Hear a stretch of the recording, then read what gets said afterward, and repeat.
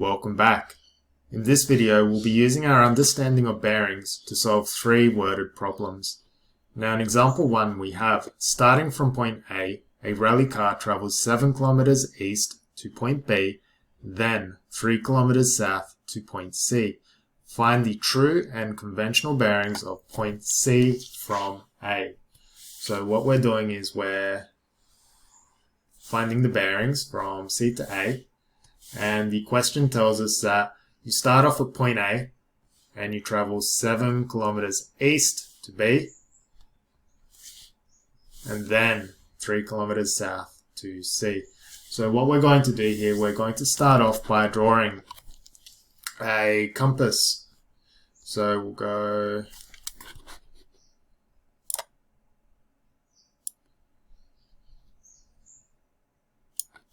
that looks okay.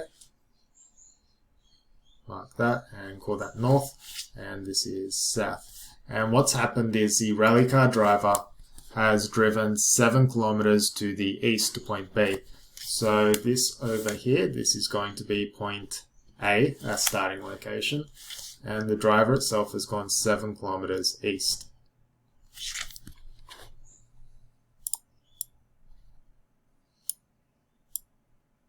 East being this direction here.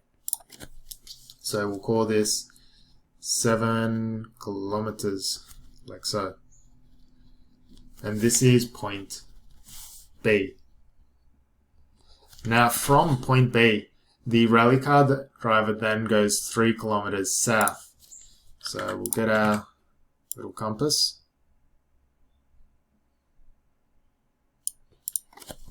And we're going to be going in a southerly direction. So mark that as north. This is south. We'll move this slightly to the right. Send that to the back. And what we're going to do is go 3 kilometers south.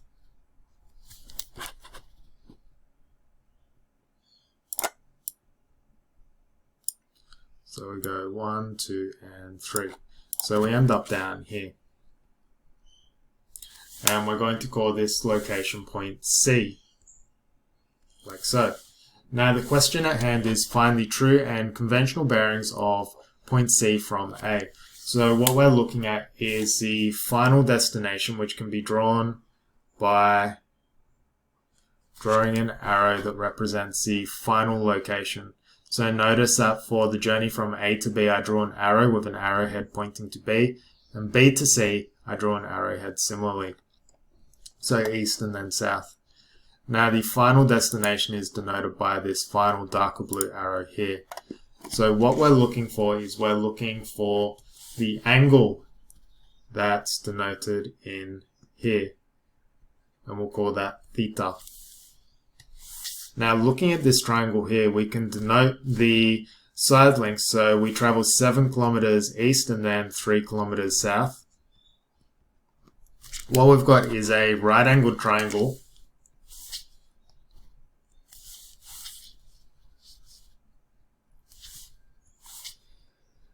with 2 known side lengths. From there, the angle that we're going to be interested in is, we'll call this one in here phi. So we want to get this guy in here. If we can calculate the value of phi, then we can subsequently calculate the value of theta, and in turn we can calculate the true bearing, and then finally we can calculate the conventional bearing. So the conventional bearing being, we'll call it alpha. So first thing we're going to do is we're going to calculate the value of phi. So looking at this, we're going to label our triangle from the angle of interest phi, and we're dealing with the opposite and we're dealing with the adjacent. Now, because we've got opposite and adjacent, we're going to go tan phi is equal to opposite over adjacent. And then subbing in the values, we have tan phi is equal to 3 over 7. Doing the inverse tangent on both sides, we're going to get phi is equal to inverse tan of 3/7. This will equate to be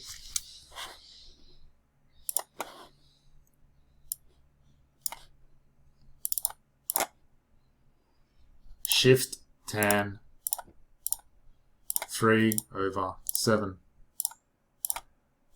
That will be 23.1985 or 23.20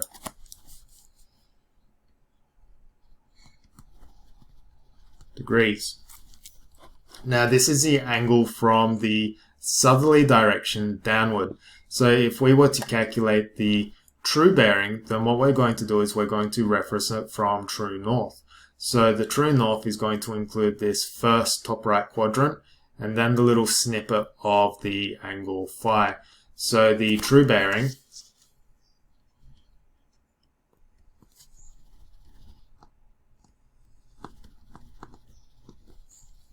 is going to be, we'll say, 90 degrees plus 23.20 degrees, and that will come out to be, or we put a true in there, and that will come out to be 113.2 degrees true north.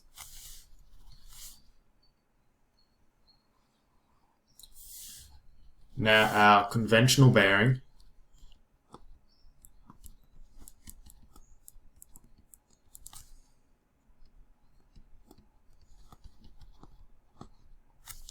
can be calculated in two ways.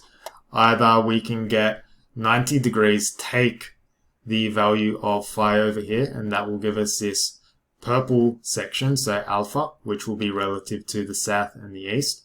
Or alternatively, what we can do is, so what we're going to do is we're going to go 180 degrees, take the value for our true bearing, which is 113.20, and that's going to equal, I should say south easterly, that's going to equal south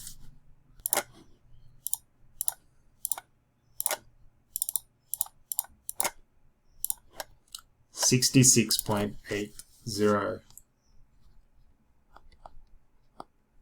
degrees easterly.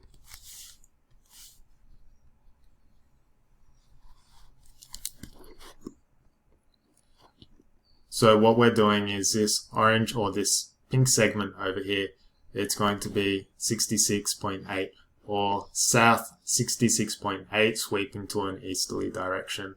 So here's our true bearing and our conventional bearing. So the way in which we do it is we draw the directions that we're traveling on a compass, and then we go from point A and draw a line all the way to point C, and we use the annotations to calculate the angles that we're interested in. So that's part A, or example 1.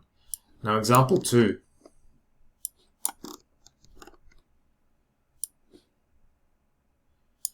We have an extreme marathon runner travels on a bearing of 145 degrees for 28.5 kilometers.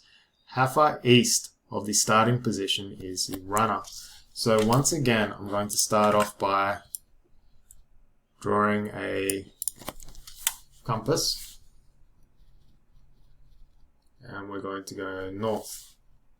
Now the marathon runner is going to run 145 degrees for 28.5. So that's past 90, so we're no longer in the top right quadrant, rather we're going to be in the bottom right quadrant.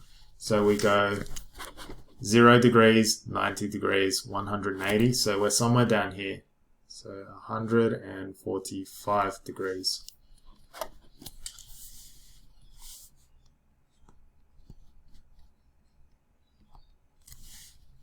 The magnitude of this distance is 28.5 kilometers.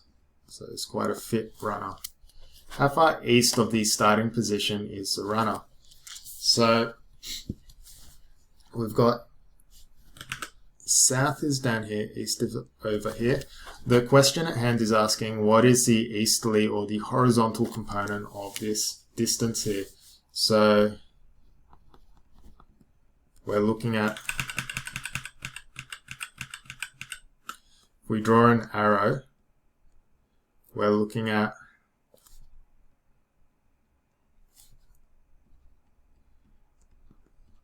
what is this measurement over here. So to do that, what we can do is we can manipulate the triangle ever so slightly. So if we know that the external angle is 145, we'll be able to calculate this internal angle here, theta, and we know that this is going to be a 40 or 90 degree angle here, so right angle, and we have the side length over here. So what we're trying to do is calculate this side length, and we'll call it E in this case. So what is E? So to do that, the first thing we're going to do is calculate theta. So theta in our case is going to be 180 degrees, take 145 degrees, and this is going to come out to be 35 degrees. Now, relative to the angle theta, we have the hypotenuse, and the side length we're interested is the opposite, so E. So what this will yield is that we're going to be solving sine theta is equal to the opposite over the hypotenuse, and subbing in the values, we're getting sine 35 degrees, and that will be the opposite, so E over 28.5. Rearranging to solve for E, we get E equals 28.5 sine 35. And then we bring our calculator up to finish it off. So 28.5 sine 35. It comes out to be 16.35.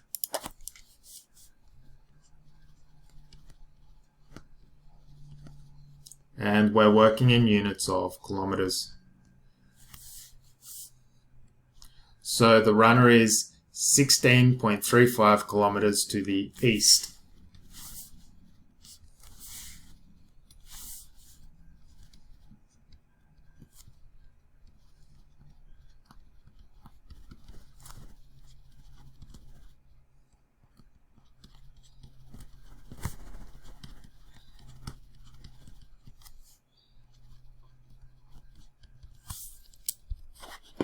Okay, now final example. We have example 3.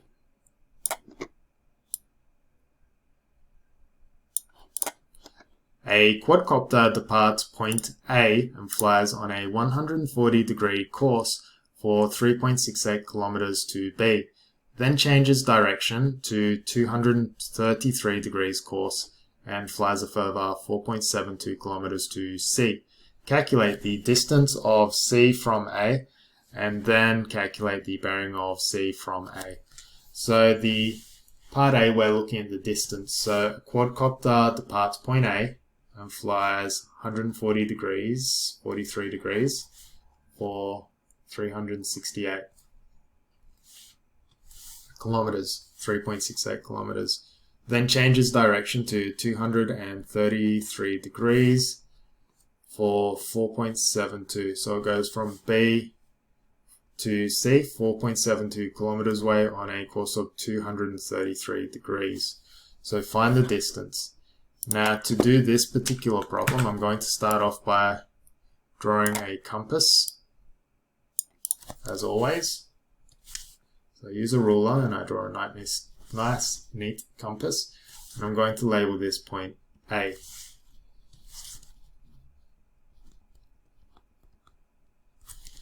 Now we're going to be flying 143 degrees. So a true bearing of 143 degrees. So north is 0, east is 90, south is 180. So we're going down in this direction, like so. Now from there I'm going to draw up another compass.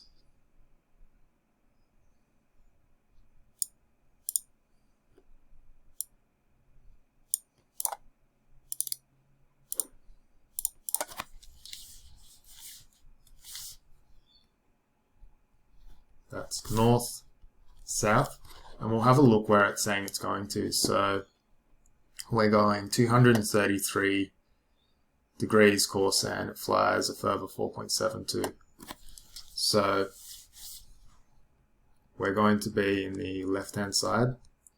So we'll be going in a westerly direction, and that will be 233, so 0, 90, 180, 270. So we're going in this direction like so. And it's 4.72, so it's actually further than before. Like so, I believe. Now the distances are 3.68 kilometers. And subsequently we have 4.72 kilometers.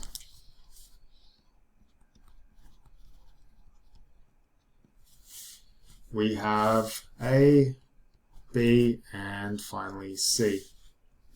Okay, so what we're going to do to be able to enter this particular question is where we're going for the distance of C to A. So what we're going to do is we're going to calculate the horizontal directions, so like this and like this, and we're going to add them together, and then subsequently we're going to calculate the vertical directions, and we're going to add these two together. So what we're going to find is that the vertical directions, they're both traveling in a southerly direction, so they're going to add together and increase. Whereas the horizontal directions, the first one goes east and then the second one goes west. We're going to find that when they add together, we're going to get a smaller number. After that, we're going to get our final triangle, so a singular triangle, so a singular vertical component and a singular horizontal component. And we'll calculate the hypotenuse of that triangle to get its distance from C to A. After that, we'll calculate the bearing. So first things first,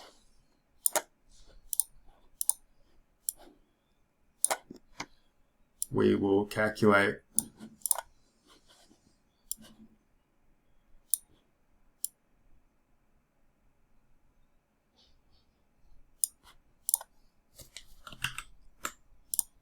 made it worse. Alright, first things first, we're going to calculate the pink numbers here. So what we're looking at is the angle in here, we'll call it theta, and then we'll be looking at the angle over here, which we'll call phi. Alright, so let's begin. The angle theta in this first instance is going to be, we start off at north and we go 143 degrees. This puts us in this bottom right quadrant. So therefore the calculation for theta is going to be 143 degrees take 90 degrees. This is going to yield a value of 53 degrees. Now the calculations for phi are going to be such that we travel 233 degrees, so we start at north and we travel 233 around.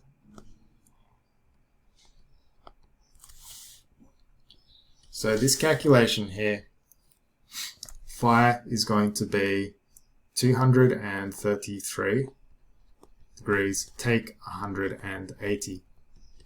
This calculation will come out to be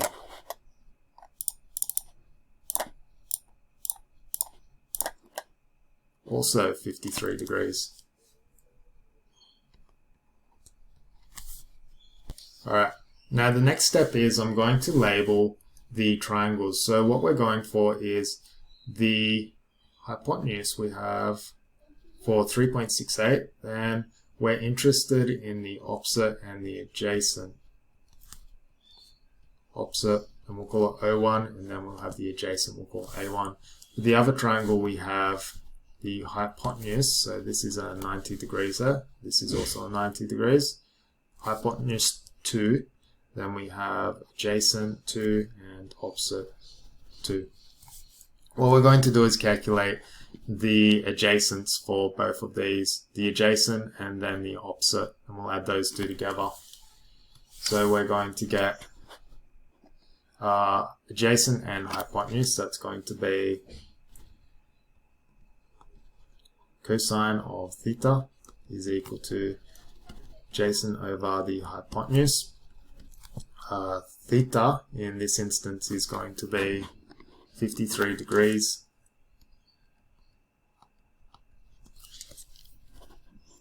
And the adjacent is unknown. We'll call it A1. And the hypotenuse is 3.68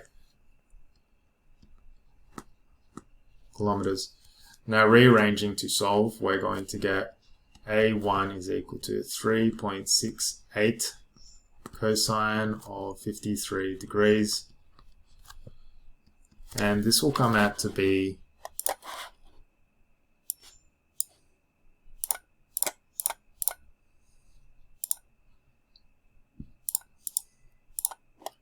2.21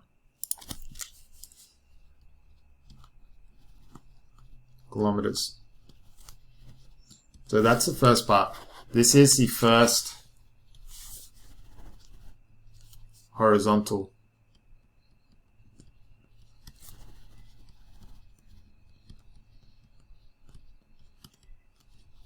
And this one is going east. Now the second horizontal component is the opposite down here. So what we need to do is we're going opposite and hypotenuse, and that's phi. So we're going to go opposite and hypotenuse is sine theta equals the opposite over hypotenuse. Subbing in the values, we're not going phi, we're going phi like that. So 53 degrees. The opposite is unknown, but we call it O2. And the hypotenuse is 4.72 kilometers.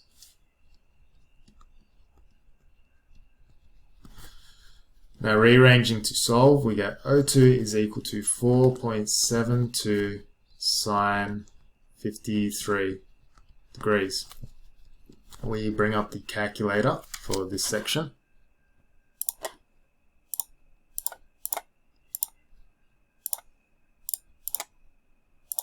And it comes out to be 3.769, so 3.80 or 3.77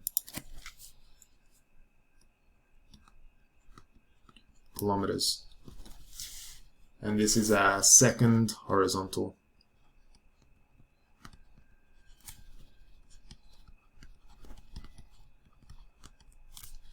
And this is going west. So what you can see is that the quadcopter is going to end up in a westerly direction as opposed to an easterly direction. Now the next part is we have to calculate these vertical components, and they're going to add together because they're both going in a southerly direction. So doing these calculations, we've got for the first one we've got O1, which is the opposite, and the hypotenuse.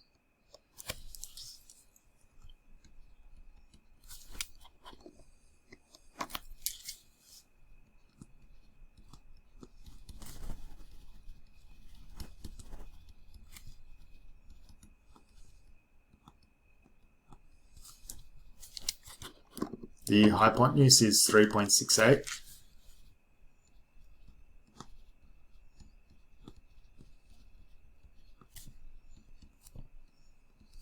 This will come out to be 3.68 sine of 53 degrees. Performing the calculations,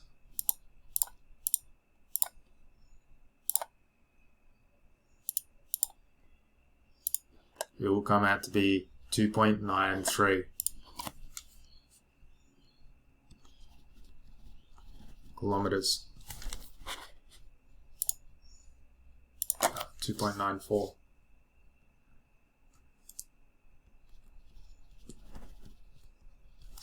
And this is heading south.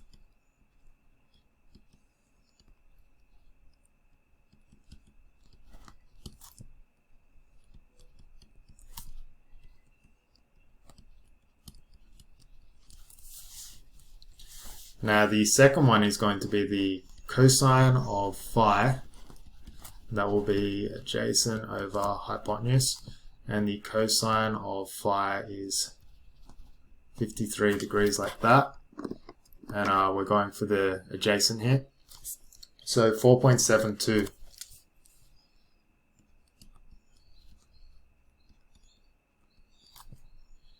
This will yield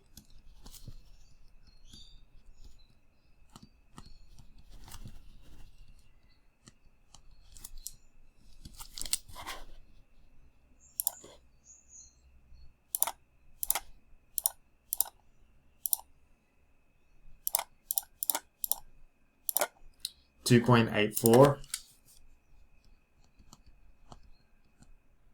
kilometers. And this is our second vertical component, also heading south. So now what we're going to end up with is a triangle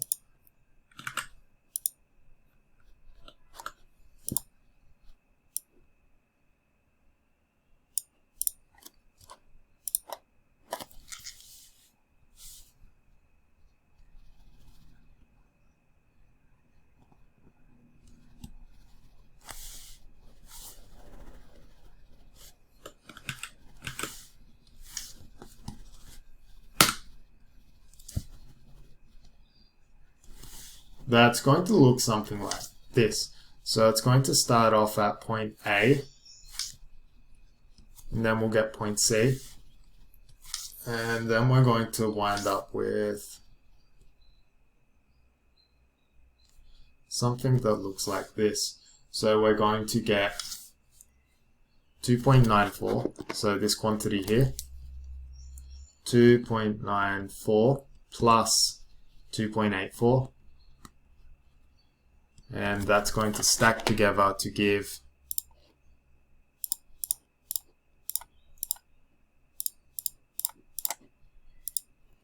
5.78. That's in kilometers. And then this vertical or horizontal component down here, we first head east and then we head west. So we're going to get 3.77 take 2.21. Reason I'm saying 3.77 take 2.21 is because westerly direction is bigger. So if we set westerly as the positive direction, then we're going to get a positive value for down here. So we'll go 3.77 take 2.21. And that's going to yield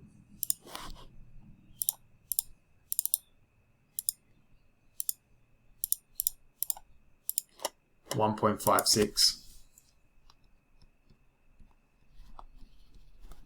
kilometers, like so. Alright, taking this information to a nice fresh piece of paper to work out on, we're going to result in a triangle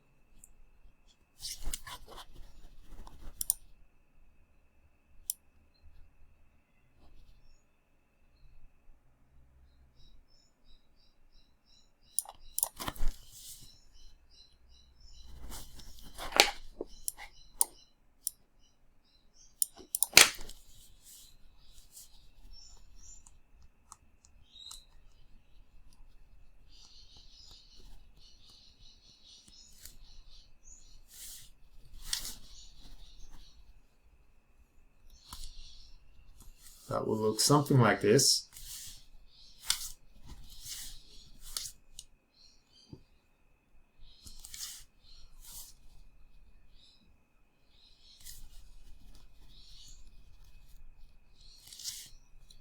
So we have A, C, then we have 5.78 kilometers, then we have 1.56 kilometers. We have our true north direction up here, our southerly direction here, and we're pointing west in this instance.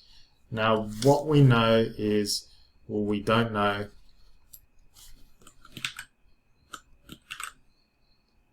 this angle in here, we'll call it alpha. But what we're going to need to deduce to get the bearing is the first thing the question is asking us for in part A is the distance from A to C. So what is the magnitude of this line over here?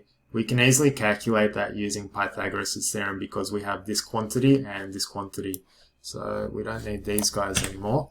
So what we're going to do is we'll go set this to x, and we're going to know that x squared is going to equal 5.78 squared plus 1.56 squared. So that's going to be a right angle there. And therefore x is going to be the square root of these two numbers squared. Computing this, we're going to get 5.78 squared plus 1.56 squared. That's 35.842.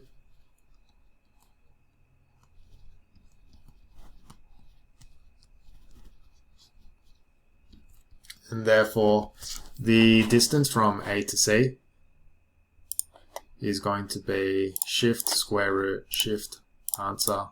That's 5.99 kilometers.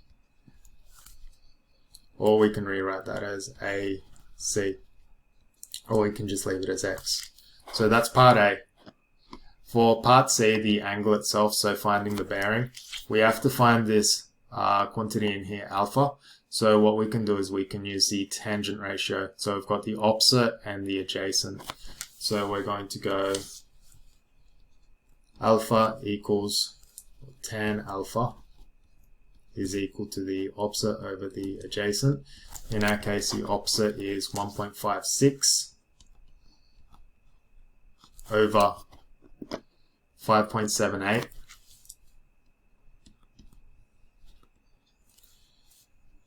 Therefore, alpha itself is going to be the inverse tangent of 1.56 over 5.78. Calculating this, we're going to get shift tan 1.56 over 5.78. That yields 15.10 degrees.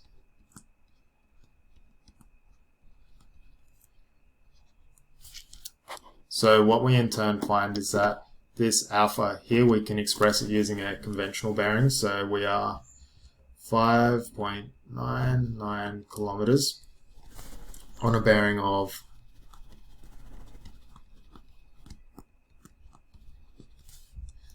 south 15.10 degrees west.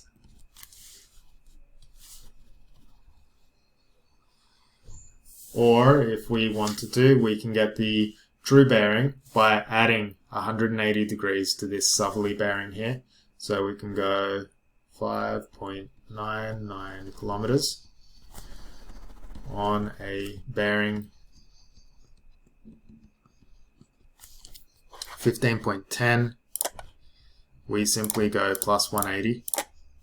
That will give us 195.10.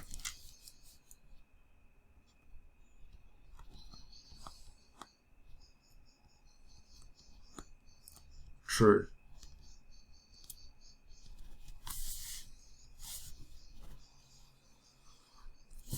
So this is conventional. This is a true bearing. So this concludes example 3. So in summary, what we did was in our first example, we had a look at a simple one where we travel east and then we travel south, and we simply calculate the inverse trig ratio to get the angle and thus calculate the bearings.